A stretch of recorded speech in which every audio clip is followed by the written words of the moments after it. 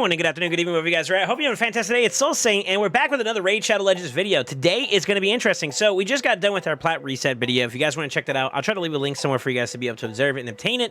But today we're going to talk about currently active events that are going on, as well as stuff that's coming up for the future. So as of right now, we have CBC planned here. As of the time of this recording, it's going to be about 9 hours. So pretty much Tuesday, Wednesday is going to be pretty packed with a non-PR activity. So most people kind of just get enough points to put themselves in the tiers that they need to be, with the goal of trying to like influence their matchmaking so that they can have a good, peaceful, or easier matchup going into PR CBCs where the rewards are a little bit more substantial.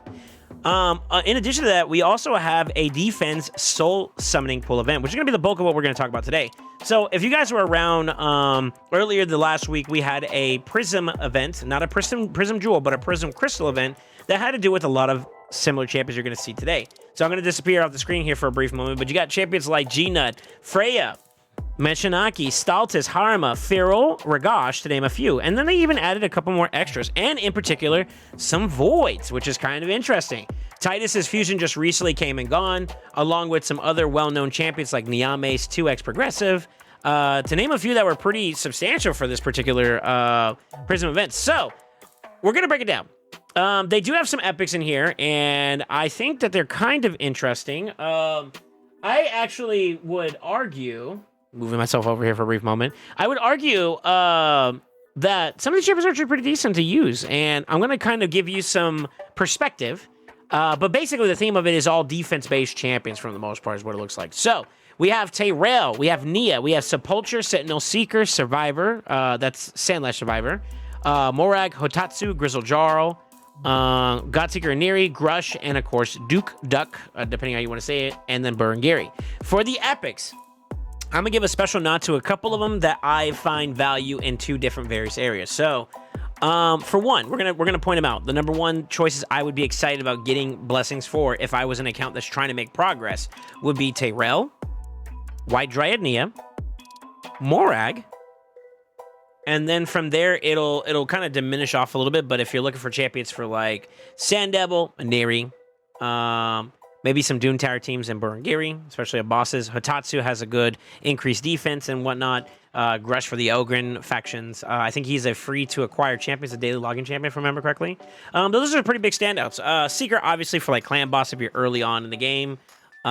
He's a really good enabler there, but there are some other diverse options and whatnot, right? So with that being said, the ones that I pointed out, Tyrell, White Dryad Nia, Morag, to name a few, are actually really, really substantial, in my opinion, because of some key things. One, Faction Wars. Hard mode has come out, and in particular, Tyrell is a standout champion that has made it from the beginning of my High Elves team all the way down to the very end. Him partnered with Skaramis was my god tier combo. White Dryad Nia was a nice little contribution who provided buffs as well as cooldown resets, which is important for Faction Wars as well. And then, of course, Morag. There's at least one stage in Faction Wars where they want you to use at least 3 epics, and Morag is one of those that I like to throw in. She's also really valuable for an ally tech restriction that you need to kill like basically 2 or 3 enemies using an ally tech or counterattack, and that particular faction, which is Dwarves, has her as an option, and I think that's pretty much kind of where it diminishes from there. There are some other alternatives, but they're not as idealistic. I went the Morag route, so really, really cool. And then there's also Sin City, Soul Cross. And Morag is actually known for one of the go-to damage dealers for a restricted-based area. I think it's like Spirit Epics only. And it's stage 19, S19 for Soul Cross. It's actually one of the more harder ones that having double Morag is key. White Dryad Nia is also pretty key there too in terms of some other stages that she might be very valuable for as a resetter, protector, or decrease speed depending on what you're looking for. And of course, Tayrell is pretty solid in those regards too. We talked about Neri and Grush in the Faction Wars applicable. Duke as a Orc Provoker is not a bad option. Hotatsu as some utility damage support for the Shadowkin's not too bad. But really, what we care about the most of for this particular Altar Souls is the legendaries, and they came out swinging. Necrit, a top tier support in my opinion that has come and gone out of the meta and kind of has coming back with all the stuff that's going on. I think he's a great champion to kind of help the flow of your team do well. Grazor, a still pretty prominent provoker and a max HP hitter. Would love him for Faction Wars, but just in general, a really great utility kit to keep the team going and sustain. Helicaf, block damage on a 2-turn cooldown, or not 2-turn duration, sorry, 4-turn cooldown with the shield. So he's great just as is as a plug-and-play option for unkillable or block damage comps for clan boss. And on top of that too, he's a nice little paradigm between like counterattacking as a defensive hunker down type strategy. If you're using maybe that UDK in the team with some Wukong, that trio has been pretty cool for me. Ishlan is a provoker. And then, of course, Nyame, who's recently come into the fray, who gives block damage as a passer, which is the bulk of why you want her, at the beginning of the fight, as well as whenever she or the team goes down below 50%, I believe. Really strong, substantial. She can actually hit, too, believe it or not. Then you have Khan. He's a void orc that I think scales off of shielding as well. It's pretty interesting. Chris, one of the best provokers in the game, if not the best provoker in the game. I love him dearly. Offers so much utility and support to his team if he's on it. Titus, the new flavor of cheese of the month. Kind of stacks up pretty well with the Trunda comps. Maybe not exactly number 1, but it's pretty much a solid number 2 right now. Option. Then you got some lesser known or lesser used nowadays champions like Gosh. Love him to death. Tony the Tiger definitely has been a little bit less viable in the meta today, but still solid as an option for control / damage in faction wars and maybe some applicable Sin City stages that you could see him in. Mishinaki, your resident Hexer ally attacker, decreased defense, burn, decreased attack. He does a lot actually, believe it or not. Pretty useful in Hydra and other miscellaneous content like maybe Spider if you need a Hexer. Stultus, the go-to dragon hard killer. Basically reflects all poisons back to the enemy and does damage, or basically he's a pretty good defensive nuker too. And then I think the best legendary defensive nuker in the game, maybe only second to Marius, is Harma. Her passive is still nuts to this day. Going against those pesky sea fronts, her passive automatically just makes that matchup a little bit more favorable for you. And on top of that too, she is Force Affinity, making it even more favorable for you. So really strong damage dealer that can do some stuff. A provoker for Hydra and a damage scaler, which means that she's going to kick butt as the time goes by, which is great for Hydra because it's a long drawn out fight. And then of course, Pharaoh. God tier support in the aspect of Chimera, Hydra, where his passive is super valuable, his buffs and debuffs are super valuable. Basically an all-round, easy plug-and-play champion that's good for a lot of scenarios, including some of the top champion teams in the meta today. You know, that Trunda normally has a Pharaoh right beside him. So, really interesting one, a pull here. I think, honestly, my answer about whether or not you should go for this is going to be contingent upon a couple factors. Number 1, how recent are your acquisition of champions? I know Titus is fairly new. Nyame just had her progressive 10x banner along with 2x for those of you guys that got her. You lucky I didn't get her, so I kind of have to rumble without her. But she's a very strong champion, so getting a blessing only complements her even more. Champions like Necrit, if you have access to one, you're looking to improve your efficiency at using him. He's a great contribution there. I would throw this like a pretty solid 6 or 7 out of 10. Some champions that are kind of like, okay, they're cool. Like Freya's cool. Wixwell's cool because of Titus right now currently. Lysanther, maybe not so much if you have alternative options, but I think he has some pretty cool uses inside Hydra. I think he has like Hex and Weekend or something like that, along with ignoring some things that are known inside Hydra, like Poison Cloud, for example, or Life Barrier. He ignores that. Blessing and a Curse. Keep that in mind.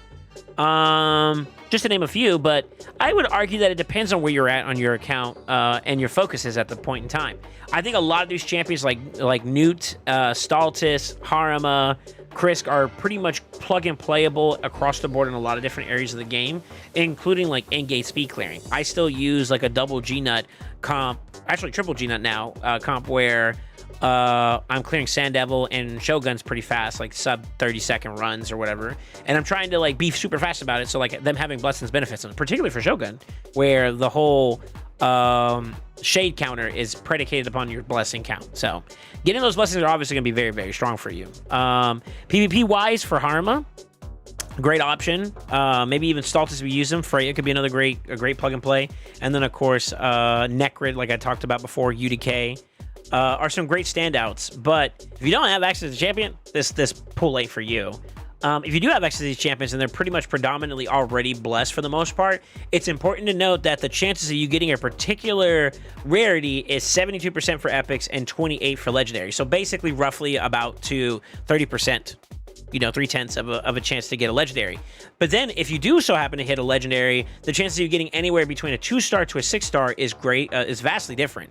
40% for 2-star at the lowest, and then of course a 6% chance for a 6-star at the higher end side. So word to the wise is, if you're going to dabble into this, be willing to commit a decent amount of effort of getting a lot of pull attempts, because just doing one attempt and expecting a 6% chance to proc it's about the same as like pulling a yellow with no mercy and you're expecting a yellow. You know what I mean? Like, it's kind of sacred charge, they give it and take. RNG gives it and takes it away. So I would base your expectations accordingly. Now for the epic side, it's a little different. You have a high chance of getting it, 72%, so basically 7/10 of the chance to get it.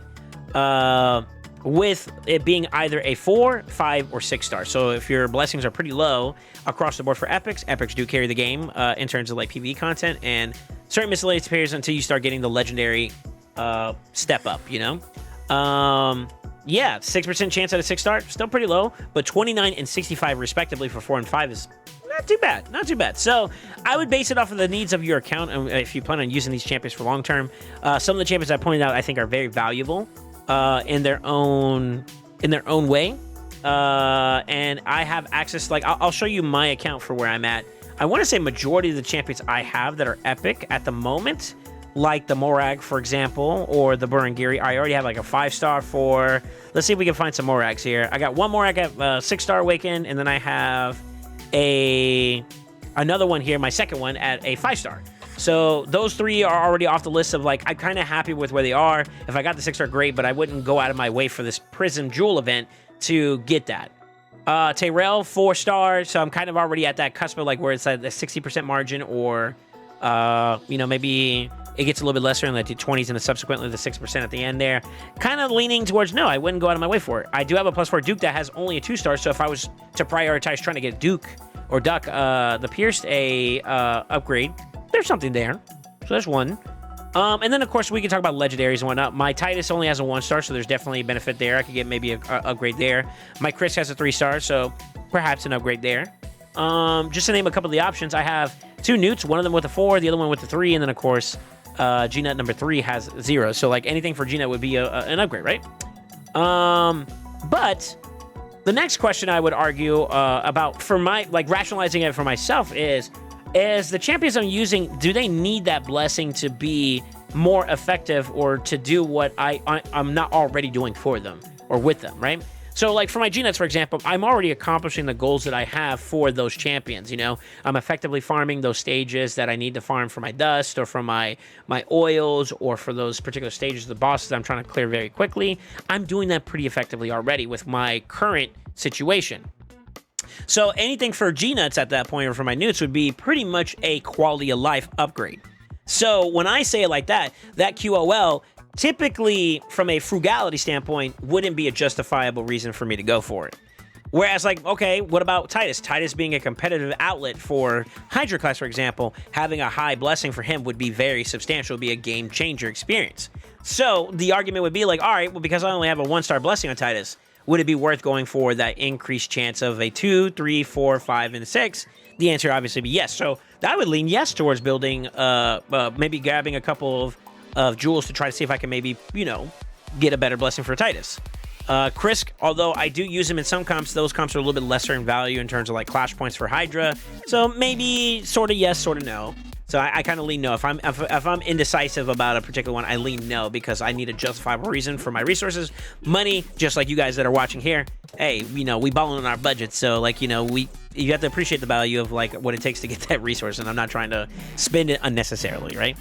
And the same thing for Pharaoh. Like if you're trying to improve the experience there, or Wixwell, or PvP wise, obviously like for PvP for me, if we're using like Freya as an example, and she's one of your staple champions you like to use to keep your team going, or as a damage outlet. Having a higher blessing would make her more effective, obviously, right? So, if your blessing is non-existent, or if it's already at like 1 or 2, maybe dabbling for a 30% chance at 3 or higher, or 15, 19, or 9 and 6 subsequently after that, you can try your shot at that. But if you already have like a 5-star blessing on a champion that you're using competitively, the 6% chance just for that one is a luxury that I would assume that you should be aware of. Now, on the flip side of this, Another way to get your bang for your buck would be that what happens if you pull souls, and it may not necessarily be for the champions you need or want or plan on using, or maybe you already have a 6-star version of that. It's happened to me before. You can convert those into currency for the future for maybe that soul merchant. Maybe this 6-star Skull Crown could be that legendary, as an example, of that champion that's like, this is it right here. This is the last one I need. And you need essence, right? So you could convert the soul stones from the Prism event to currency because it's basically a guaranteed whatchamacallit. Like, for example, I have a Niame 5-star, and I forgot about that, but in my last pull session that I did for soul stones, although I came up unlucky, I got one from her champion that's actually pretty cool. If I had her, I would be using that blessing, you know what I mean? Which, at this point in time, would I need to go aggressive for that just to get that 6-star chance? I could, but that's a luxury more so than it is a necessity at this point, in the sense of, like, you know, my blessing would be a lot more substantially higher. The higher your blessing value across the board in some rewards, the less likely you are to wanting to dip into this event across the board. And then, of course, the usability, the feasibility of them being used more congruently or more succinctly on your account will also dictate that measure. Like, if you're going to use G-Nuts quite a lot and they have no blessings, this is a good event to maybe dabble in. Maybe not even mandatory, but it could help, right?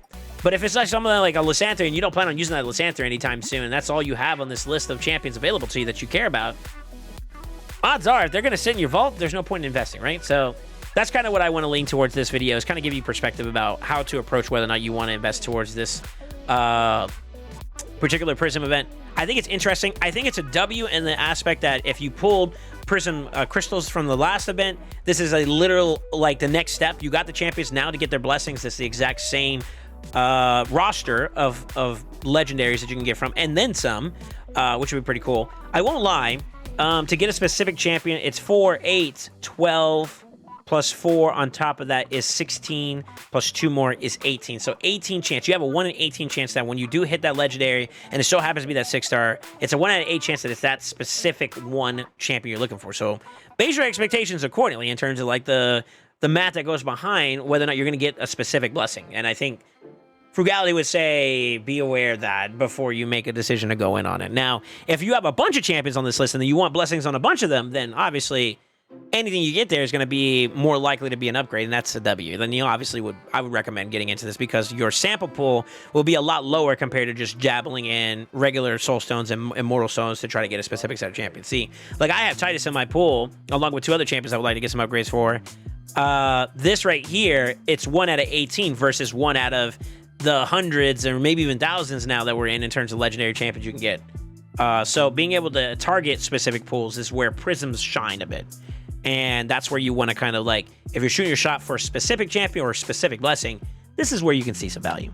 Now, with that being said, there's one other thing that I wanted to bring to the table that I have here. I got the screenshot because I already started claiming it. I think you can still see it in the shop. Happy reset, by the way. It's 8:02 as of the time of this recording. Yeah, we got a Summer Nights gift event. I'm not sure if this is for everybody. I'm going to assume it is. But, yeah, 7 energy, 1 immortal soul stone, and then a legendary skill tomb. A 3-day XP boost, and, of course, 7 by 20, what is it called? Multi-battles, and then 1,000,000 silver. It's broken down into, like, this, so you can see it in its full notion. Day 1, you start off with at least 1 pot, the XP boost, some multi-battles, and, of course, the soul stone. And then over the next couple days, it's going to be basically just the energy, the silver, and the multi-battle. And at the very end, on the 7th day, you get the legendary skill tomb. I think this is actually a W. Unexpected. I don't think there's any particular events or whatever that I would rationalize gives a justification. This kind of just feels like a, hey, here's a free gift. And I appreciate that. Could they do more? Obviously. Could they do less? Obviously. But I take it as it's a nice little happy surprise I woke up to today. So you guys let me know if you guys got that. I think everybody did. What do you think about it? Do you think that's a W? I mean, 7 extra refills and some other stuff. It's small. They could always be more, but it's still appreciated. So W by Plarium, and a small W by Plarium, we'll say it like that, with room to grow and to continue adding more and more amenities for your long-standing players, you know? We'd appreciate it. With that being said, what are you guys going to do with these particular events? I do know that we have some other stuff. I believe it should have been announced already, but if you haven't seen it, we have on Tuesday, we have a couple summoning events. So some of the champions that you see in that Prism event are returning. So we got, on Tuesday, we got Harima.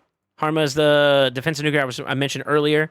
We also have Armand. So there's some that are not inside this Prism event pool, but Armand's a really substantial champion for PvP. And actually general control for wave clear content, pretty strong.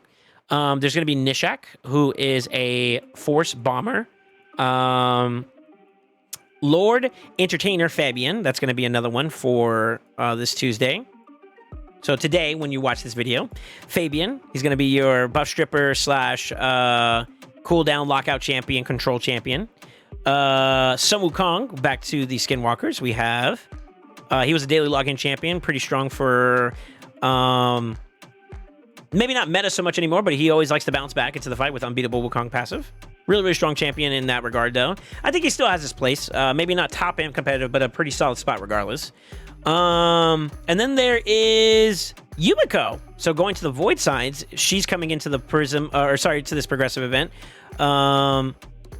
It's going to be 15 Nexus, so you guys can be aware. Shuzin's also going to be on that listing too as well. That's an enticing one for me, and maybe get some copies, maybe get some empowerments. And then, last but not least, it's going to be the king himself. White King Narcisse.